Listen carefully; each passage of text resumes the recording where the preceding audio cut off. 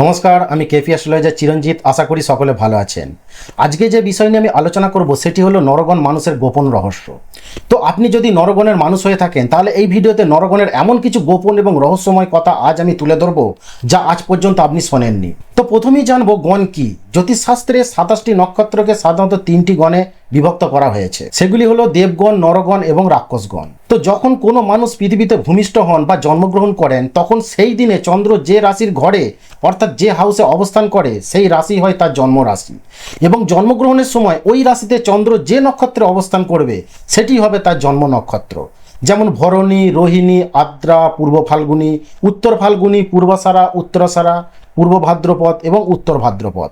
এই 9টি নক্ষত্রের মধ্যে যদি কারো জন্ম হয়ে থাকে তাহলে সেই মানুষটি নরগণের মানুষ হয়ে থাকেন। দেখুন, চন্দ্র হলো মানুষের মন মানসিকতা, আর এই মন মানসিকতা যার যেমন হবে ঠিক তেমনি সেই মানুষটি সেই রকমই কার্যকলাপ করবে।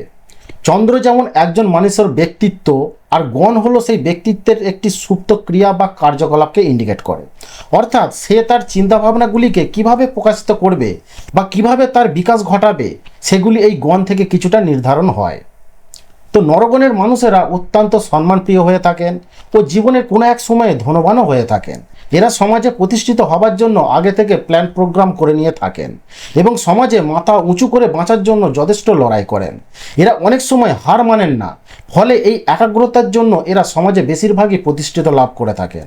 এরা সঠিক পথে পরিচালিত হতে পারলে সমাজে এক ইতিহাস তৈরি করতে পারেন এবং নিজেকে সফলতার শিখরে নিয়ে যেতে পারেন। নরগণের মানুষদের মধ্যে সব ধরনের নলেজ দেখতে পাওয়া যায়। অল্প হলেও সর্ব বিষয়ে এদের একটা জ্ঞান থাকে এবং প্রায় সব ব্যাপারই এদের একটা জানার আগ্রহ থাকে।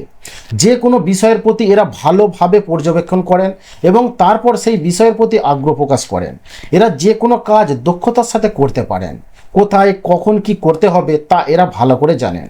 নরগণের মানুষেরা শান্তিপ্রিয়, তুখর বুদ্ধিসম্পন্ন হয়ে থাকেন। এরা কাউকে অপ্রীতিকর বা কটু কথা বলতে পছন্দ করেন না। এরা যথেষ্ট মার্জিত স্বভাবের হয়ে থাকেন। নরগণের মানুষেরা কোনো জিনিসকে ছিনিয়ে নেওয়া বা কেড়ে নেওয়া বা হাসিল করে নেওয়া এই মনোপবিত্র এদের থাকে না। এরা নিজেদের কঠোর পরিশ্রম ও দক্ষতার সাথে যে কোনো কাজ সম্পন্ন করে থাকেন এবং কর্মের জায়গায় শান্ত ধীর স্থিরভাবে চলতে ভালোবাসেন।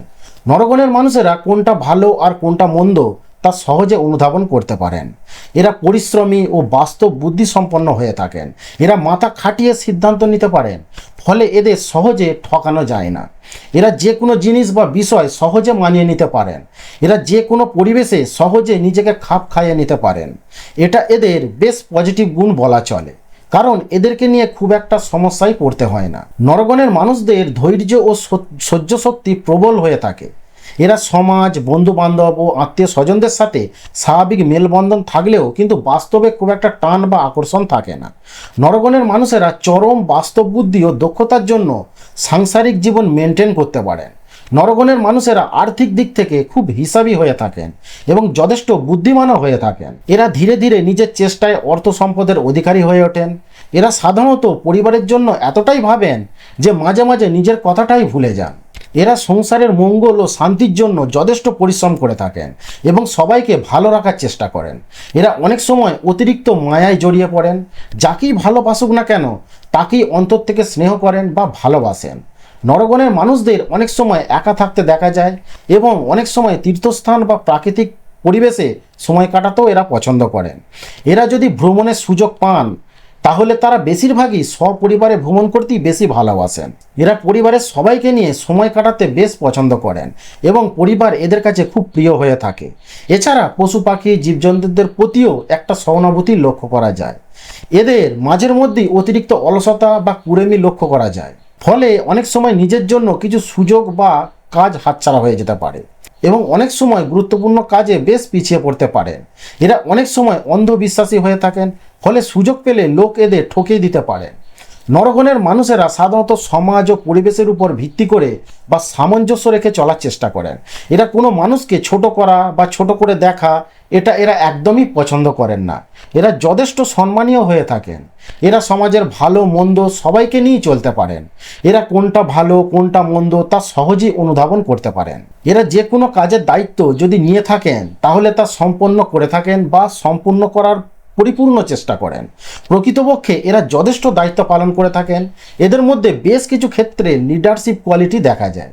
এরা সম্পর্কের প্রতি খুব সচেতন হলেও কিছু নরগণের মানুষের জীবনে সম্পর্কের টানাপোড়েন লক্ষ্য করা যায়।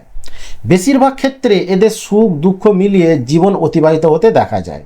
এরা সবাইকে ভালোবাসেন কিন্তু স্পষ্ট কথা বলেন, ফলে অন্যের কাছে অনেক সময় খারাপ হয়ে যান। এরা সহজে উগ্র হন না।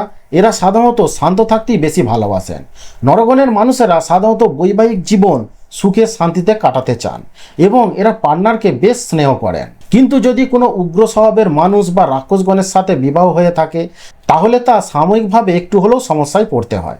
তবে সব ক্ষেত্রেই যে এমনটি হয় তা নয়। এক্ষেত্রে বিচার করতে গেলে আরও অনেক কিছু জিনিস দেখতে হয়। নরগণের মানুষেরা পরিবারের জন্য অক্লান্ত পরিশ্রম করেন, কিন্তু সবার জন্য এত কিছু করেও নাম হয় না। ফলে এরা অনেক সময় মাথা গরম করে ফেলেন এবং মেজাজ হারিয়ে ফেলেন, আর এটাকে অন্যেরা খারাপ হিসাবে নেন এবং পিছনে বদনাম করতে থাকেন। নরগণের মানুষদের জীবন অনেক সময় কষ্টের মধ্য দিয়ে যেতে দেখা যায়, আবার কখনো এদের বেশ স্ট্রাগল করে জীবনে উন্নতি করতে দেখা যায়। সব নরগণের মানুষ একই হয় না। কিছু নরগণের মানুষ নিজের নাম যশের জন্য সব কিছু করতে পারেন। সাধারণত এই চন্দ্রের উপর নির্ভর করবে যে এই ভালো গুণগুলি প্রকাশ পাবে না খারাপ গুণগুলি প্রকাশ পাবে এবং পরিমাণে তা কতটা প্রকাশ পাবে। তবে চন্দ্র যদি শুভ হয় বা বৃহস্পতির মতো বা যে কোনো শুভ গ্রহের কানেকশানে থাকে তবেই তা নরগণের মানুষের শুভ ফল প্রদান করে থাকবে, তবেই পজিটিভ গুণগুলো প্রকাশ পাবে। এছাড়া একটি নরগণের মানুষ সমাজে কতটা প্রতিষ্ঠিত হবে তা নির্ভর করবে এবং নিজেকে অন্যের কাছে কিভাবে মেলে ধরবে সেটাও নির্ভর করবে। তা না হলে মেজাজ, উগ্রতা বা বাচালতা প্রকাশ পেতে পারে। তবে শুধু গণ নিয়েই যে সঠিক সিদ্ধান্তে আসা যায় তা নয়। এক্ষেত্রে একমাত্র টোটাল জন্মছকটি চুলছেরা বিশ্লেষণ করলে তবেই একটি মানুষের সম্বন্ধে পুরোপুরি বিষয়টি পরিষ্কারভাবে জানা যায়। দেখুন, আপনাদেরকে কে কী বললো তা কখনোই কান দেবেন না, কারণ আপনারা নিজেরা জানেন আপনাদের মধ্যে কি শক্তি বা ক্ষমতা রয়েছে। ফলে নিজের ক্ষমতাকে অযথা অপচয় হতে দেবেন না। তাই কোনো দিকে না তাকিয়ে নিজের শক্তিকে সৎ উদ্দেশ্যে কাজে লাগান। দেখবেন জীবন কত সুন্দর ও সহজ সরল হয়ে উঠবে, জীবনে আনন্দে পরিপূর্ণ হয়ে উঠবে।